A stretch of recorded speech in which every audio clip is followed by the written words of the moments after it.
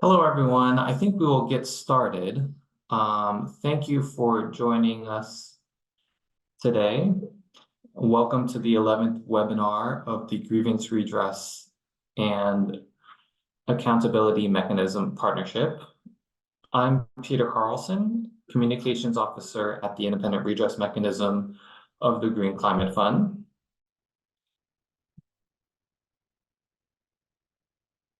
Before we begin, I would like to remind you about a few administrative matters. There is interpretation available. So if you click on More with the 3 dots and then Interpretation, you can switch between English, French, and Spanish. And while we ask for you to mute your microphones, feel free to keep your video on if you want to get to know some of the other members who are joining us for today's webinar. The webinar will be recorded and published online on the Independent Redress Mechanism website after the event. The last section of the webinar, which I'll get into the agenda in a moment, is a Q&A session. So that section will be removed from the recording. So you can ask questions freely to the panelists, but the rest of the webinar in terms of the presentations will be recorded and uploaded onto our website. For those of you who are new to the grant partnership, welcome. The Grievance Redress and Accountability Mechanism, also known as GRAM. The partnership was founded in 2019 by the IRM, the Black Sea Trade and Development Bank, and the Social and Environmental Compliance Unit of the United Nations Development Program. The grant partnership, hold on, I'm just checking my Wi-Fi, 1 second.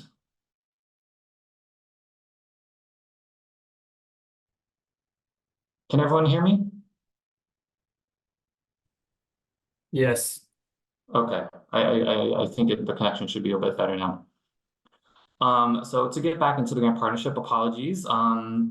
It is a learning and knowledge platform, as well as a meeting space to share information around grievance redress and accountability issues. It is open to other interested grievance mechanisms, academic institutions, and civil society organizations. And if you're interested in finding out more information about the partnership or becoming a member, we invite you to visit our website at irm.greenclimate.fund/grant partnership. And we'll put this link in the chat so that you have access to find out more information about the partnership.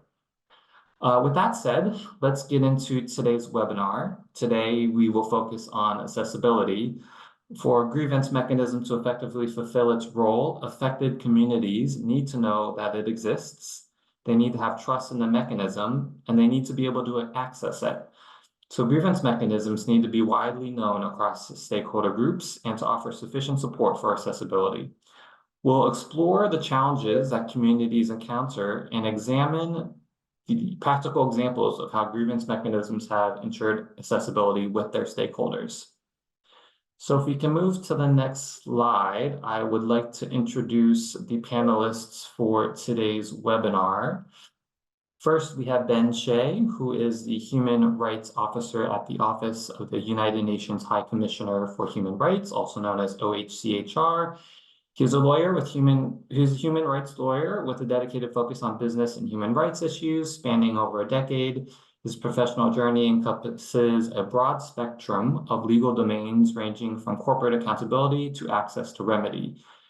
His interests extend beyond business and human rights, delving into areas such as international human law, civil rights, national security law, and more. We also have Hervé Macabel, who is a dedicated advocate for climate finance and climate change initiatives. He is currently the head of the Climate, Energy, and Disaster Risk Reduction Department at the Young Volunteers for Environment Cameroon. He has spearheaded numerous initiatives aimed at fostering youth engagement and mobilization in climate action. And we have Christine Bradell, who is the Case and Policy Specialist at the Social and Environmental Compliance Unit, also known as SECU, of UNDP. And she was also a former member of the IRM, who brings over a decade of extensive experience across law, corporate responsibility, human rights, and environmental safeguards. And I'm your moderator today, as mentioned, Peter Carlson, and I'm the Communications Officer here at the IRM. Next slide. We will now briefly go over today's agenda. First, Benche will present the 8 effectiveness criteria as outlined in the UN Guiding Principles on Business and Human Rights, and focus on that specific one, criterion on accessibility. And then we'll move into some examples of grievance redress mechanisms, implementing measures to increase accessibility, first looking at proactive awareness by the Young Volunteers for the Environment in Cameroon, and then transitioning to some user-friendly design with a presentation by Sekou. At the very end, we will open the floor to questions and other inputs that some of the panelists or some of the participants on the call might have. So with that, I will pass the floor over to Benche for the first presentation. Thank you, Peter, and hi, everyone. Super happy to be here and talk about accessibility. As Peter mentioned, my name's Benche. I work for the Business and Human Rights section at OHCHR, mostly focusing on issues of accountability and remedy. So I'll spend about 15 minutes presenting, and I'll cover a quick introduction to the guiding principles and their effectiveness criteria, specifically accessibility. And then I'll give an overview of OHCHR's work and findings relating to accessibility of grievance mechanisms. Could you skip 2 slides, I think? Yeah, you can go to the next one. Thanks. So before jumping into the specifics, I thought it'd be useful to just give some quick context. The UN Guiding Principles on Business and Human Rights are the global normative framework for addressing human rights harms connected to business activity. And they were developed over a 6-year process involving dozens of consultations around the world with all relevant stakeholders. And they were unanimously endorsed by the UN Human Rights Council in 2011 and have since been endorsed and used by governments, business, and civil society around the world. Next slide. So the guiding principles are broken down into 3 chapters or pillars: the state duty to protect human rights, the corporate responsibility to respect human rights, and access to remedy. And so the topic of today's conversation focuses on this 3rd pillar on remedy. Next slide, please. So this slide contains a general overview of the 3rd pillar. And that pillar refers to 3 general categories of mechanisms through which remedy could be sought for business-related human rights harms. The first category covers courts, and then the second 2 categories refer to non-judicial mechanisms. One category is for state-based mechanisms, and the other is for non-state-based mechanisms. And for these second 2 categories, the guiding principles provide a list of 8 effectiveness criteria, which provide a benchmark for designing, assessing, and revising these mechanisms to make sure they are effective in practice. So grievance redress and accountability mechanisms, or GRAMs, are non-judicial mechanisms under this framework. And so by meeting the effectiveness criteria, they are able to kind of demonstrate their credibility and consistency with international standards. Next slide. Before getting into what these criteria are and how they could be met, I thought it would be useful to share just a few quick thoughts about where they come from. So they were developed over the 6-year period during which the guiding principles were elaborated. A first draft of the effectiveness criteria was shared in a 2008 report that outlined the protect, respect, and remedy framework. And that report introduced 7 effectiveness criteria, and were based on numerous multi-stakeholder bilateral conversations on these issues. And then during 2009 to 2010, there was a large pilot project of these criteria to test the benefits of mechanisms that were aligned with the criteria, and to learn lessons about how the criteria could be further refined to reflect operational realities and enable their practical application. And the result of that project was a revised set of effectiveness criteria, which included an additional 8th criterion. And this revised version is what ultimately was found in the guiding principles when they were released in 2011. Next slide. So this slide contains the 8 effectiveness criteria that are found in the guiding principles. They're all interrelated and mutually reinforcing. So overlooking one will likely have consequences for the ability of a mechanism to meet the others, making a mechanism less effective overall. We don't have time to dive into each of these criteria, so I'm just going to focus in on accessibility for today. Next slide. So here's an excerpt of some of the language from the guiding principles on accessibility. A mechanism is basically, it's accessible if those who will use the mechanism know that it exists, what it's for, and how it can help them, that they know how to use it, and that they can readily access and participate in grievance processes. And the commentary to this principle identifies a number of barriers that mechanisms should pay particular attention to, such as barriers due to language, cost, physical access, and retaliation. Next slide, please. So now I'll share just a bit of the work we've done in our office on this issue and our findings and guidance. Next slide. So we examined grievance mechanisms and remedy more broadly on business and human rights cases through a very long-standing project we've had called the Accountability and Remedy Project, also known as ARP. This slide gives an overview of how that project has progressed. So basically the first 3 phases of the project correspond to the 3 categories of grievance mechanism found in the guiding principles.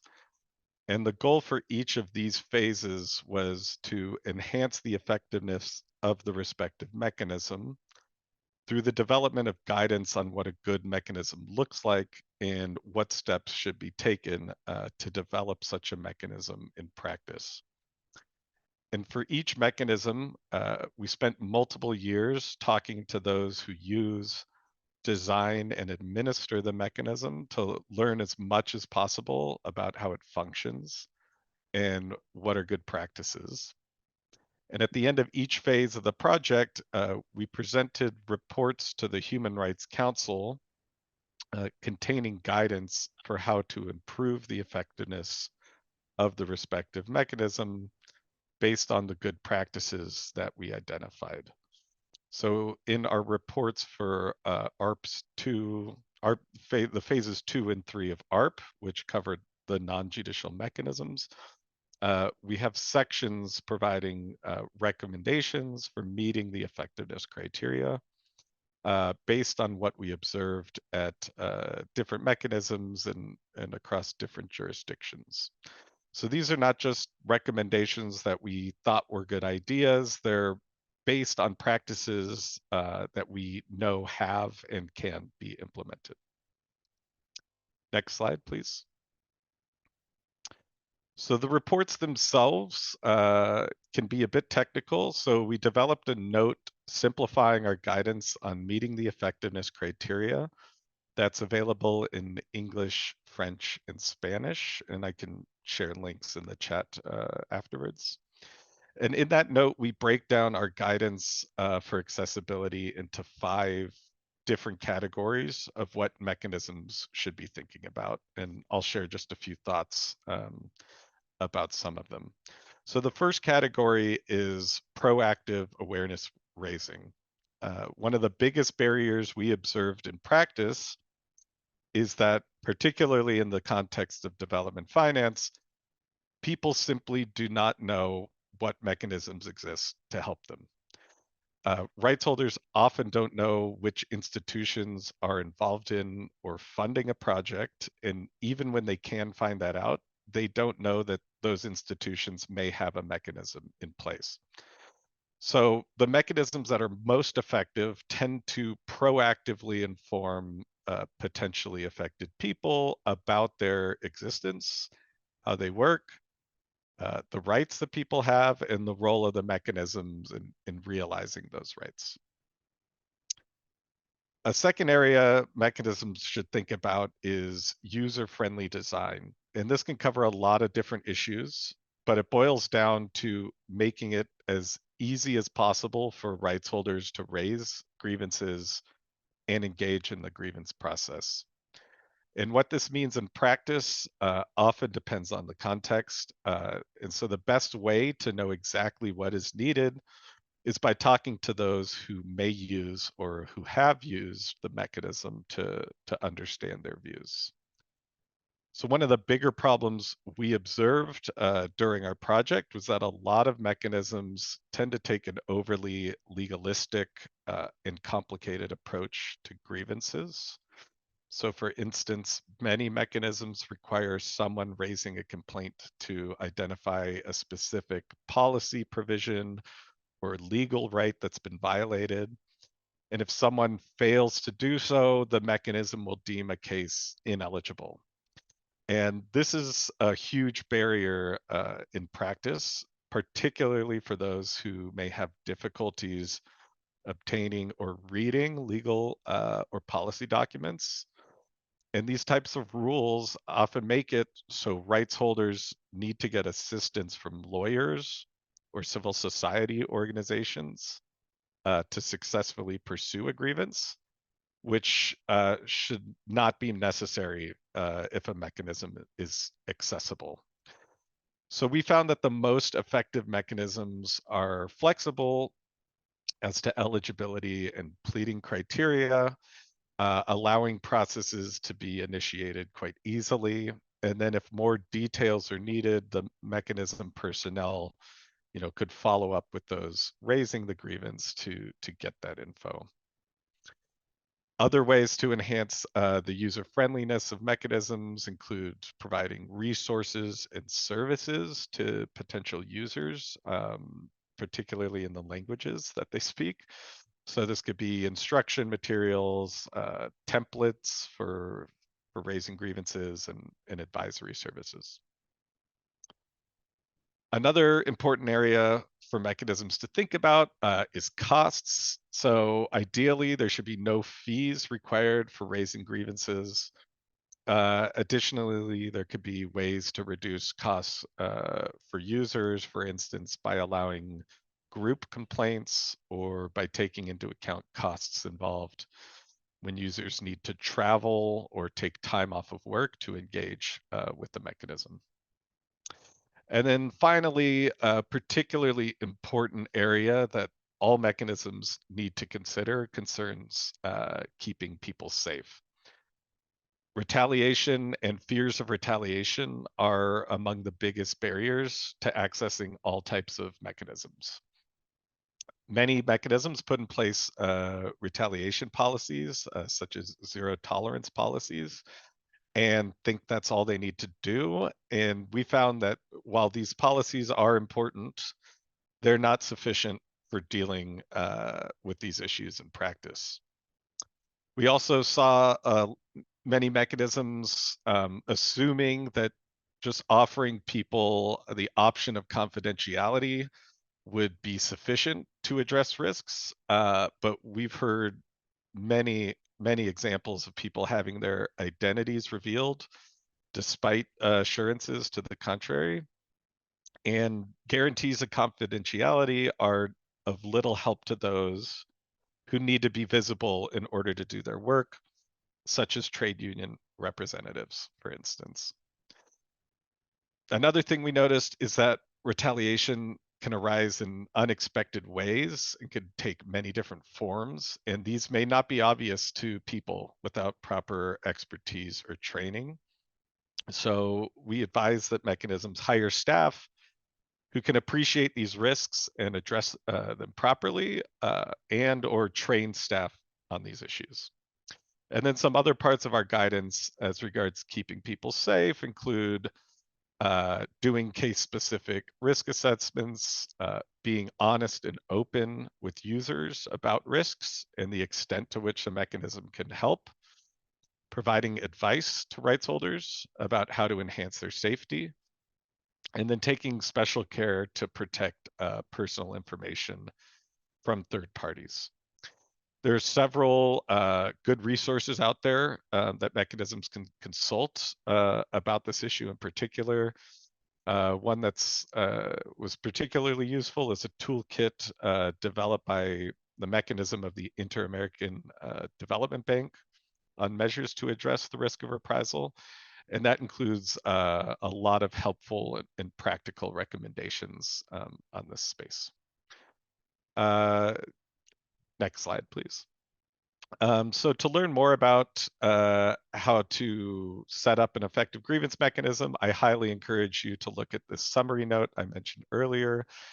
It provides a good snapshot of how to meet each one in practice, and it also covers a few cross-cutting themes to be thinking about.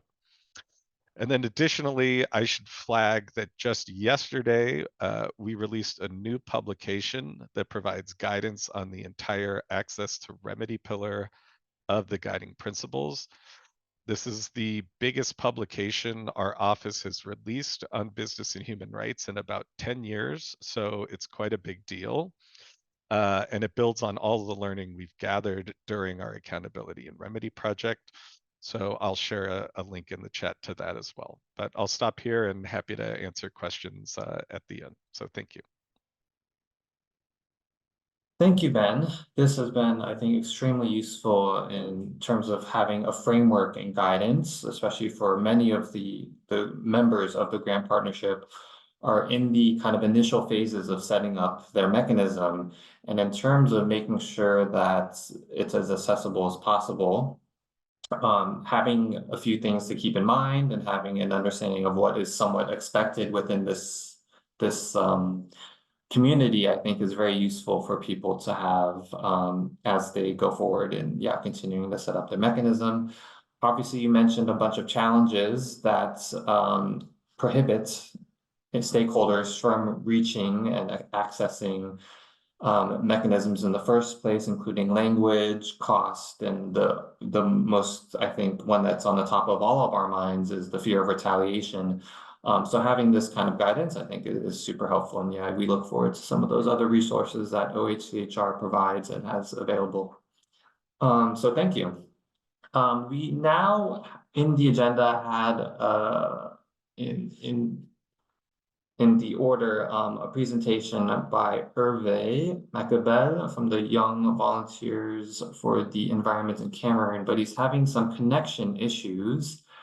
So we will come back to this presentation. I think we will move to Christine's presentation from Seku. So if we can move maybe a few slides, and then we'll come back to that part, but I'll pass the floor over to Christine now to talk about some of the work that Seku has done to make their mechanism more accessible. Thanks very much, Peter, and hi to everybody. It's great to be here at another Grant Partnership webinar. As Peter mentioned, my name is Christine Riddell. I'm a case and policy specialist with the Social and Environmental Compliance Unit, or SECU, which is the UNDP's accountability mechanism focused on compliance review. So at the UNDP, we have two separate units. The SECU unit, which is compliance review exclusively, And then we have sort of stakeholder response mechanism, sorry, that is focused on dispute resolution, and they sit in a different office to us, but we obviously coordinate with them. So just to give you a brief overview of SECU before I dive into some of the things that we have done to make ourselves more accessible. The SECU unit was of course established to ensure accountability to individuals and communities. We respond to complaints that UNDP may not be meeting its social and environmental commitments. And those commitments could be in various different policies. And we'll get into some of that a bit later in terms of what we expect from people coming to us, which is very little in terms of identifying their specific concern. And we recommend corrective action if we find non-compliance with any of the policies or commitments that have been made by UNDP. And those recommendations go to the head of the UNDP, which is the administrator. And complaints must raise some sort of issue of potential harm to individuals or communities. But as I'll explain in a little bit more detail later, we don't expect there to be kind of specific allegations around, which policies were violated. As Ben was mentioning, that can be a very legal approach, and that's not what we're expecting from complainants who come to us. We're just expecting that there's some connection to UNDP, and that even together with them, that we can help and try and unpack what that connection is, and that there's some sort of connection to a policy commitment. Again, we can help complainants come to that, to try and find what that connection is, and that there's some allegation that the UNDP's project has caused them harm. Again, that's something that we can work out with complainants when they come to us. Next slide, please. So when we talk about accessibility in practice, we're talking both about the steps that we've taken at SECU in our outreach activities. So again, as Ben mentioned, what proactive steps are we taking to let people know that we exist as a mechanism? So that's sort of the accessibility on the outreach front. And then we also think about how do we make our processes in our investigations accessible? So what are the things throughout our process that help us be more accessible as a mechanism? So two sides of our accessibility in practice. Next slide, please. So on the outreach front, there are various ways that we've tried as a mechanism to let it be known that we exist. And those are in different forums. So firstly, we try to do, at least one in-person outreach mission a year. So going proactively to areas where we think there is not a lot of visibility around what SECU is, and even who the UNDP is and where the UNDP is operating. So we try to target a different region each year where we'll proactively go and set up meetings or have a workshop and some way to meet as many civil society partners as we can. And we also then, in addition to doing an in-person event, we will participate in virtual events, such as this, or virtual events with other mechanisms that are, jointly hosted to let large groups of civil society know that we exist. Recently, there's an outreach working group as part of the Independent Accountability Mechanism network. So we participate in that. And recently they've started doing what's called these massive outreach, open outreach events. And those are just as many people as we can get online with as many mechanisms as will participate. So that's another option of doing an outreach online webinar. But we recognize that sometimes those are not for everyone. Not everyone is able to participate online, and that it can get confusing when you have a lot of mechanisms joining together. So, there's benefits to both, reaching a wide audience, getting as many people online as possible, versus, trying to go and target a specific area and meet with people in person. So both valuable and both something that we try to do. We also have newsletters and annual reports.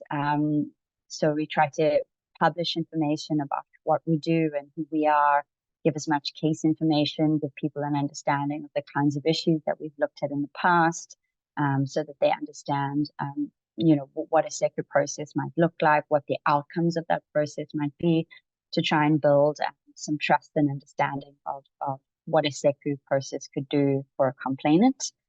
So that happens in our newsletters and annual reports, which we publish in 3 official languages. We also try to have as much user-friendly information available about our mechanisms. So we have a simple brochure that we're busy going through an update process of now. We also have one-pagers in over 20 languages. So a one-pager just explaining the very kind of basics of what a sacred process looks like, who we are, so that we can distribute those and have those available on our website. And then also creating outreach videos, which again, we have some at the moment, and we're going through a process of updating and issuing new ones, again, in different languages, explaining what our mandate is and what our process is, and making sure that those videos can be shared, through different platforms. So nice and small file size. You can WhatsApp it to people, and just getting our message out in that way as well. And then finally, we also try to be active on social media. This is something we could do more of for sure. But we have a LinkedIn account, a Facebook account, and an X, or formerly Twitter, account. So trying to just put out as much information on those social media platforms as well. Next slide, please. Then when we talk about our process, so our intake process, so when a complaint comes to us, we try to make sure that there are different ways, as many different ways as possible for complaints to reach us. We don't expect complainants to phone us or to, send us a mail, an email, and hard copy. They can do that. We're available on the phone and we're available on email, but we also have other channels of communication that can be the intake point. So we have WhatsApp, we have Viber, we have Signal, we have WeChat, and we accept complaints in those platforms as well. So if someone wants to reach us in that way, it doesn't have to be an official formal communication setting out in detail what the allegations of non-compliance are. It can literally be a one-liner to one of those platforms to say, I have an issue, can I discuss it with you? Or this is my issue, or whatever it is. And we're very happy to go back and forth on those channels. We've had a lot of our complaints actually start through a WhatsApp process. It's our most active platform. So we have a sacred phone that we monitor, and we receive those WhatsApps. And a lot of the time people are unsure whether we're even the right mechanism to help them. So they'll come to us with an issue, and we'll go back and forth with some questions until we kind of figure out whether they have an issue about UNDP, whether there is some sort of connection to harm, connection to what the UNDP should have done, and we'll work that out with the complainant. But we try to keep it, as Ben mentioned, as flexible and as dynamic as possible, so that we're not trying to fit people into a strict format of complaining. And then we also, we'll also help people research. A lot of the time people will come to us and they say, I think this is a UNDP project. I've seen people, with UNDP jackets on, or, there's a board or something. I don't know what the project is. So we're happy then to do some digging. If someone says to us, it's a, the project is a rubble removal project in Turkey. We'll say, okay, let's go and look, and we'll do some research on our end to see, if there are UNDP rubble removal projects in Turkey. And then we're often able to help the complainant identify what the project is. We also do, as Ben mentioned as well, we can keep identities confidential. We of course recognize that there are risks outside of our control, and we try to be open about those risks with the complainant, and to explain exactly what it is we can do on that front. We are still working on a retaliation policy, which we hope to have out soon, but we have our own kind of internal processes of how we'll manage that. And we'll we're hoping to get that process in the public domain as well, because obviously it's very important that we have a commitment that is publicly available. So that's something that we are working at, because we recognize, of course, that fear of retaliation is a barrier to access. And that's something that we can do more on and plan to do more on. Next slide, please. We also have, so in addition to having a website, so we have a website that has some, basic information about who SECU is, our annual reports and the one pages and the videos. But we also have a dedicated online case registry. So this is where all of our case information is housed. And we have within each case a case folder. So you can go into a particular case folder. You can see all of the publicly available information about that case at each phase of the process. So there'll be, registration information if the complainants have consented to the actual complaint being public. Then we'll publish that complaint as part of registration. We'll publish our eligibility determination. We'll publish the terms of reference for our investigation. We'll publish the draft report once we've conducted the investigation. We'll run a public commenting period on that draft report. We'll then publish a final report, and alongside the final report, we'll publish a comments matrix that goes through all of the comments that we've received on the draft report and responds in writing to each of those comments. We then publish the decision of the administrator once a decision is available on the report. And then we go into the monitoring phase, and we publish all of our monitoring reports. So we'll issue monitoring reports once we have the decision, and we're coordinating with the UNDP to see what they've done in response to the decision of the administrator, and we'll keep stakeholders updated about that process by issuing monitoring reports. We'll also issue any plans that the UNDP commits to, so their action plans. So all of that is available on our case registry, and we keep that up to date as we go through a complaint process. Next slide, please. Then there are also a couple of things that we do in each of our investigations to ensure that we're keeping those investigation processes accessible.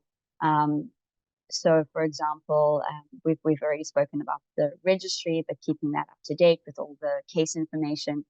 We also try to communicate throughout the process with both the complainants and other stakeholders in whatever method is most accessible to them. Again, often that is WhatsApp. So a lot of communities tell us that WhatsApp is the best way to communicate with them. So doing updates on platforms like WhatsApp. We've also, when we go on field missions, it's important, of course, that we have local interpreters and making sure that those interpreters are independent and are trusted by communities.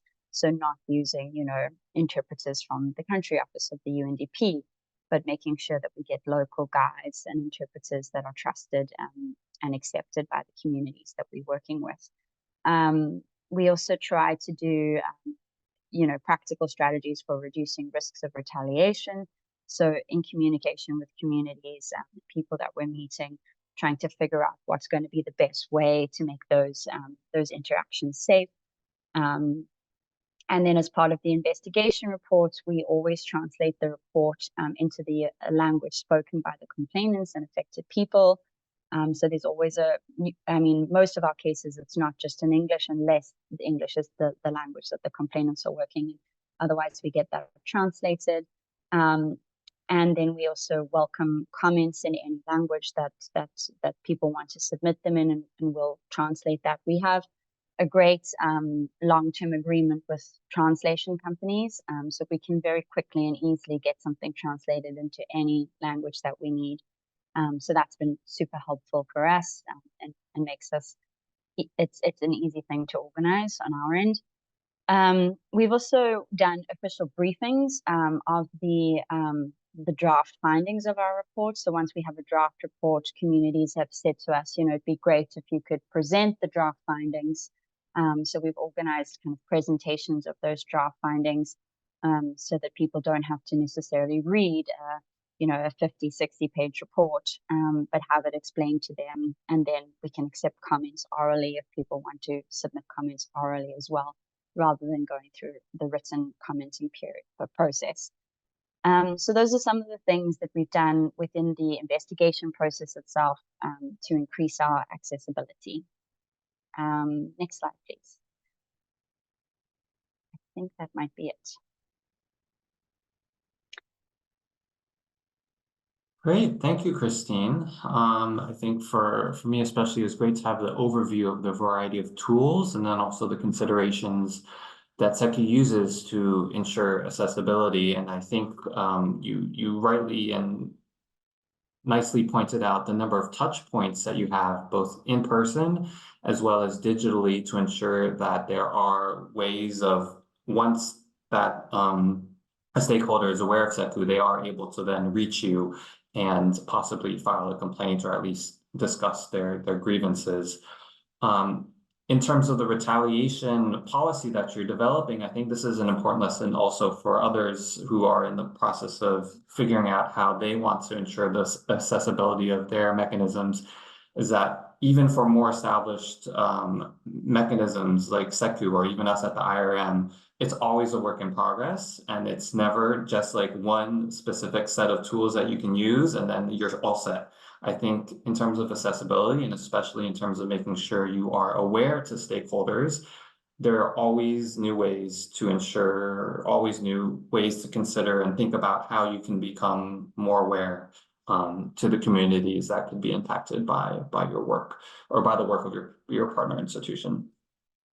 So with that, thank you again, Christine. We will move back now to a presentation on some of the proactive measures taken for outreach. And this comes within the context of an IRM specific project. So I'll be presenting a slide here in just a second in English, and then I'll pass it over to Hervé, who will speak in French. So for anyone on the call who is following in English, you will need to click on the More button and then Interpretation, and then select English once we get to that in just a moment. Next slide, please.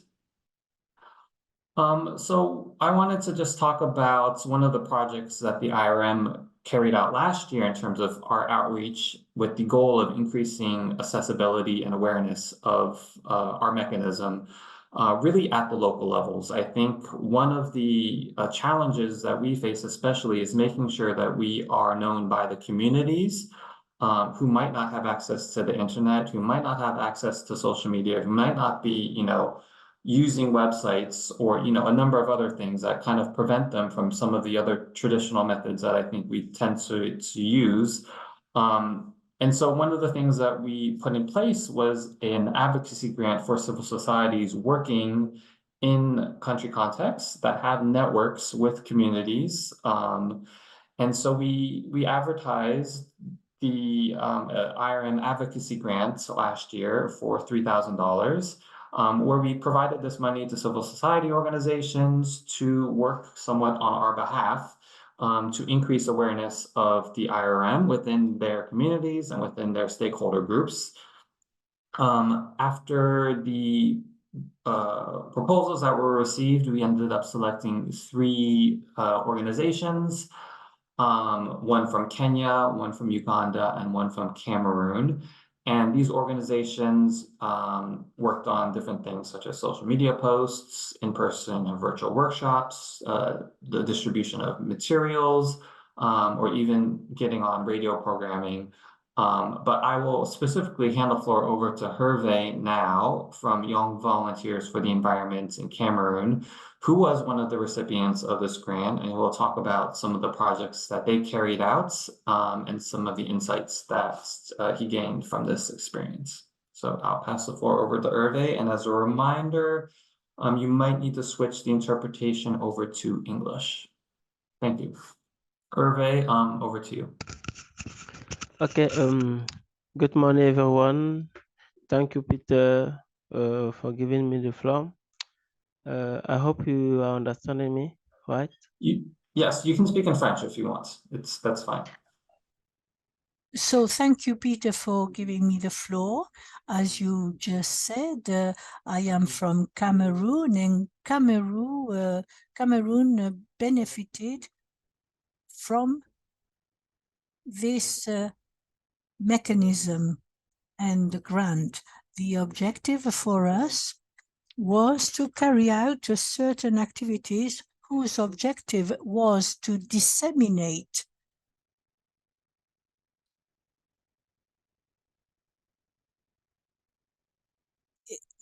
to bring this mechanism as close as possible to the populations. My name is Hervé Makebel, head of the Climate Department, Energy and Disaster Risk Reduction. I was in charge of coordination and the implementation of this project in the framework of this grant.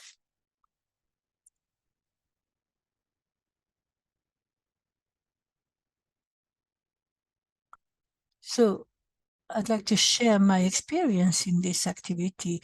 And for this, I thought it was necessary to present first the various projects financed by this grant. We have 8 projects, but out of the 8 projects, 1 is specifically underway at the moment, and it is being implemented. And the results are already perceived on the field. SP092 is a program for the integration and adaptation to climate change in the Niger basin, and Cameroon is part of this region. So FP92 is the project which focuses, on which we focused in the frame of our activity. Overall, the objective was, as I said, to bring IRM as close as possible to the populations.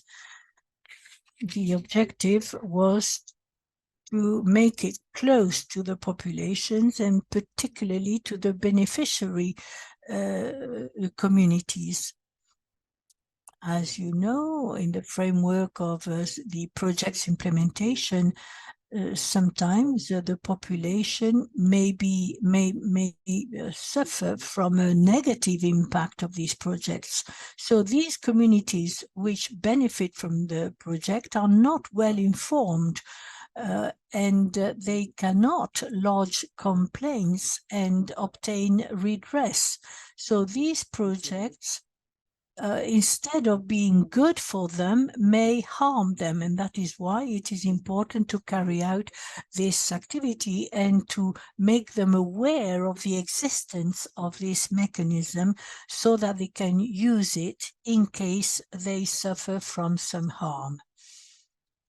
There are 4 main activities to disseminate knowledge, communicate, raise awareness on the IRM mechanism. This is not only for Cameroon, it concerns other countries in Africa as well. And during our activities, where we acted particularly in Cameroon and in a more extended region of Africa. So 4 activities. First of all, community-based dialogue in 2 phases. Second activity, a campaign in the media, then a digital campaign, and the 4th one was to organize a regional webinar.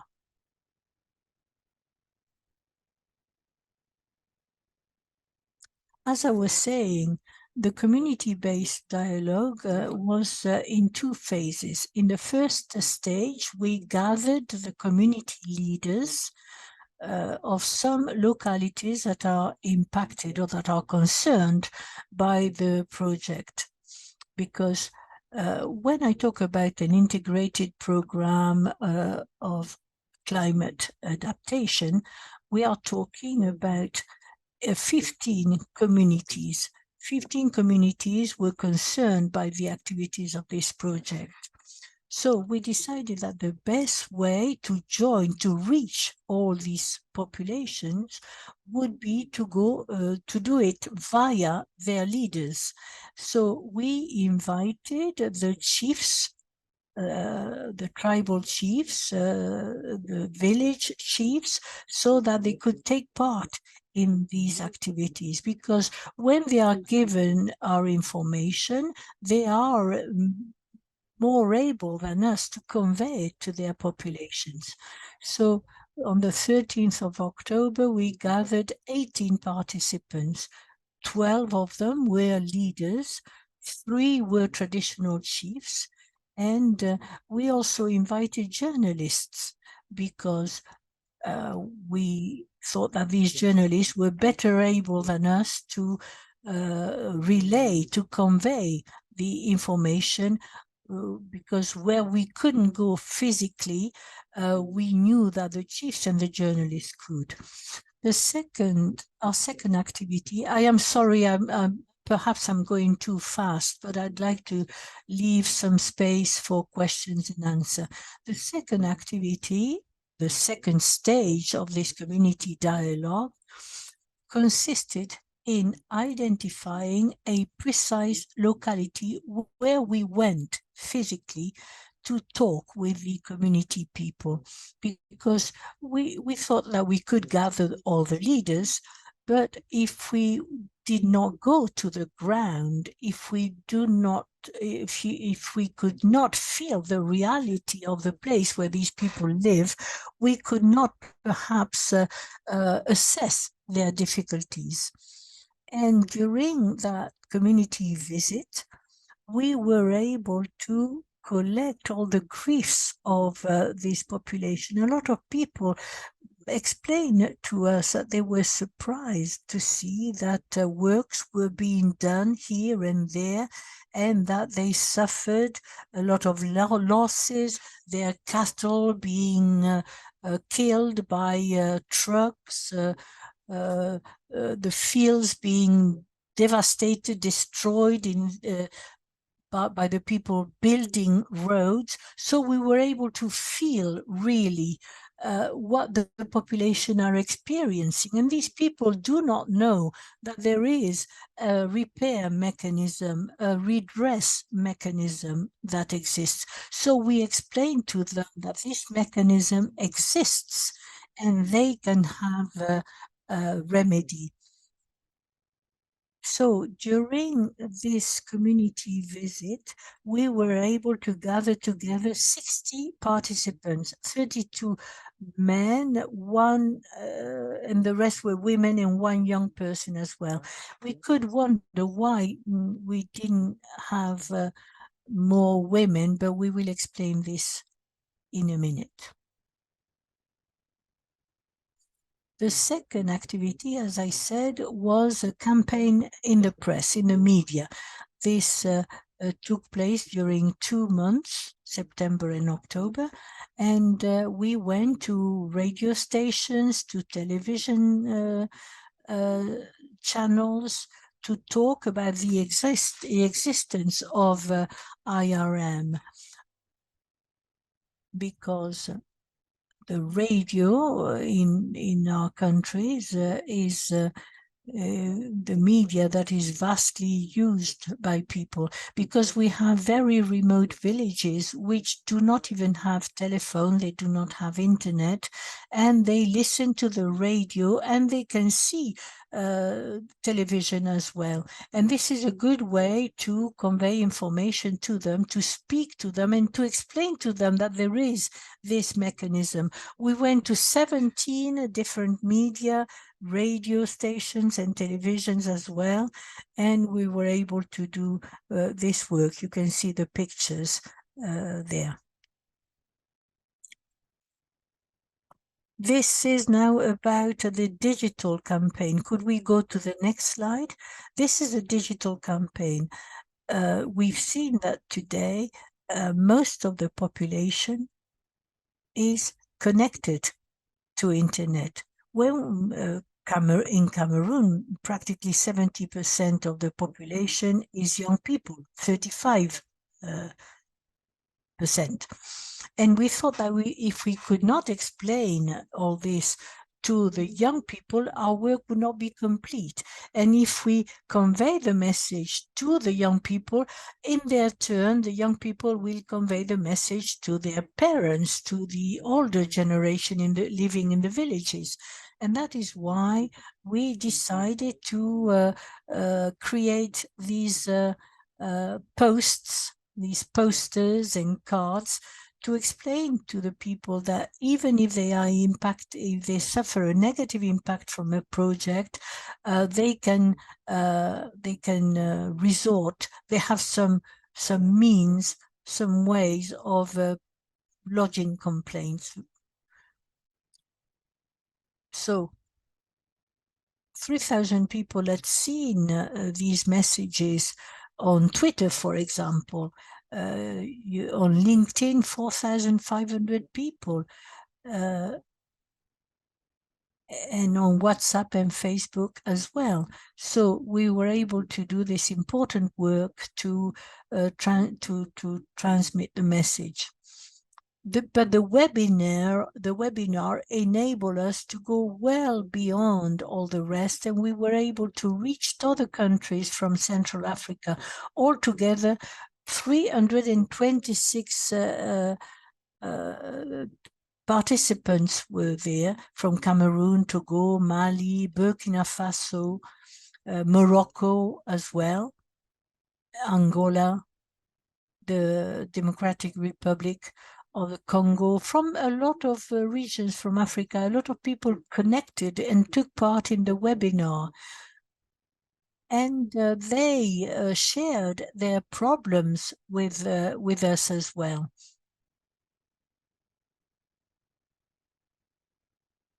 So this webinar enabled us to reach even more people. So we were able to draw a few lessons from this work. We have some results, and above all, we were able to see what difficulties were encountered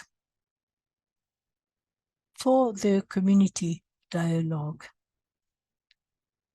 In terms of results, we organized a workshop, as I said. We had a field visit as well. But I'd like to focus more on the difficulties that were encountered. It is true that our budget was limited, which means that we were not able to go to the 15 municipalities that were concerned. But we observed that there are cultural barriers, cultural constraints. The women, for example, do not have the right to sit together with men. So we gathered only 7 women because it is their tradition. Women cannot stay where men are. And we hope now to be able to reach more women. And the IRM will probably have to reflect, to create another formula so that women can be reached, because it is the women that do the field work and the housework, and they are the ones who suffer the greatest impact of the various projects. So we have this cultural barrier, this cultural constraint, which affects women. There's also a language issue. These people do not speak English like me, do not speak French like me or English like Peter. They speak their own language. And in order to communicate with them, we had to resort to a translator.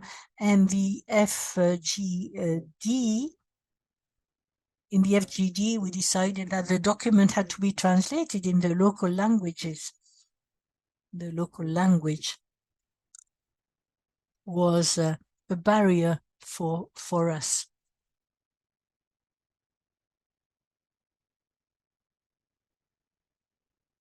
Concerning the digital campaign, We have learned some lessons as well. The beneficiary communities and the local populations are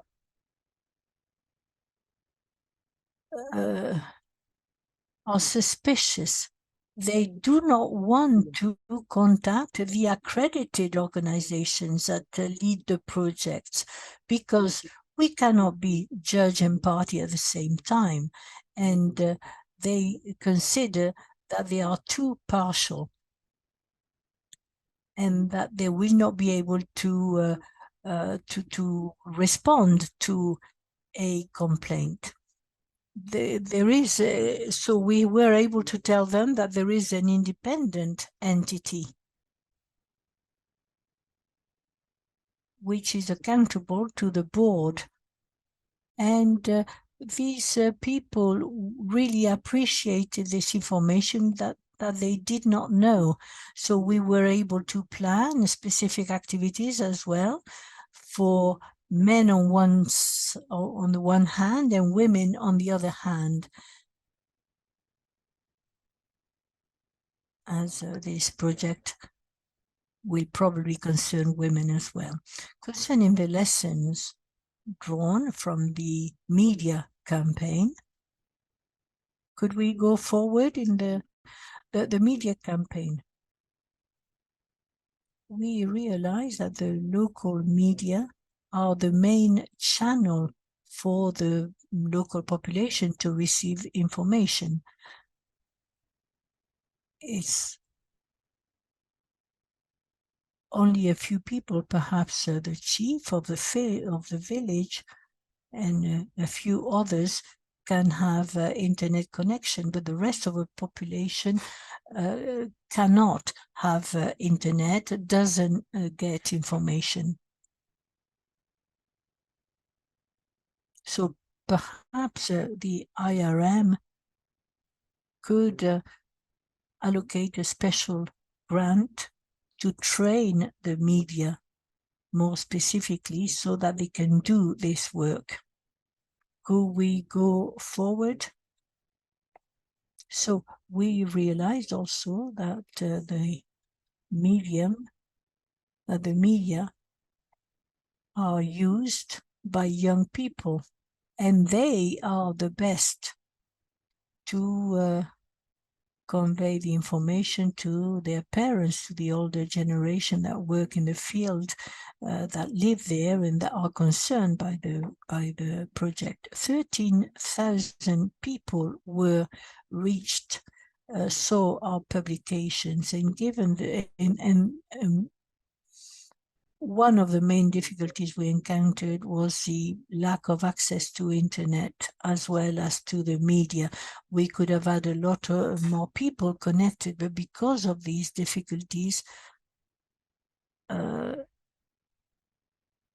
the remote and landlocked areas, we could not have a lot of participants.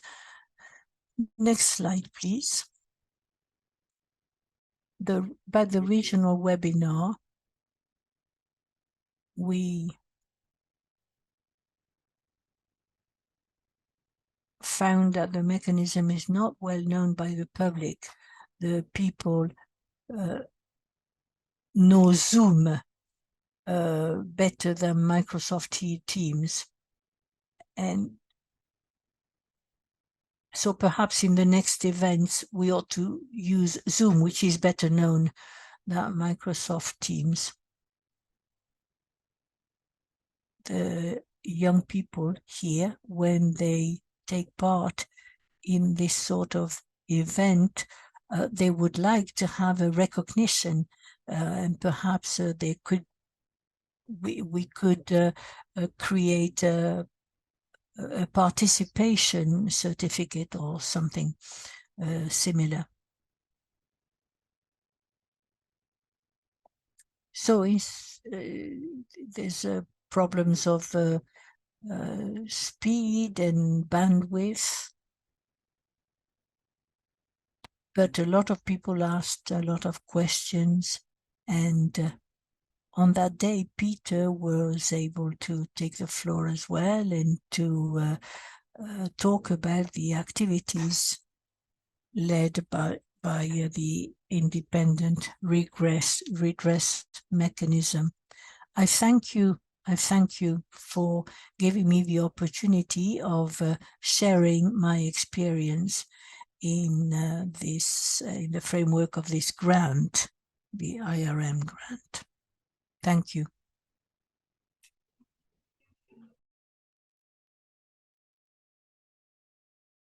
Thank you, Hervé. I think this has been a very insightful presentation in terms of what, for us as an activity, was something new that we did with these CSOs in terms of providing an advocacy grant, but it's been super enlightening, especially for us, to witness and see the challenges that you face, and that I think everyone faces in terms of accessibility.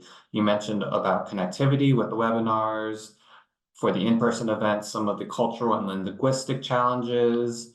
And so I think it's a reminder that this, even if you have maybe connections and some insights and more of the knowledge on the ground, it is still always a challenge. And as you mentioned, a lot of the communities that you were able to reach were not aware of the IRM prior to this engagement. So I think it's a lesson for us, especially at the IRM, in terms of how we can use some of these creative tools, such as this grant, to reach communities. But I think there's still a lot of work that we have to do in terms of making sure that we are accessible to affected communities. But thank you for this presentation. I think it was very, for me, enlightening, and hopefully for everyone else to see and to understand some of the challenges on the ground that can be faced for some of these engagement activities.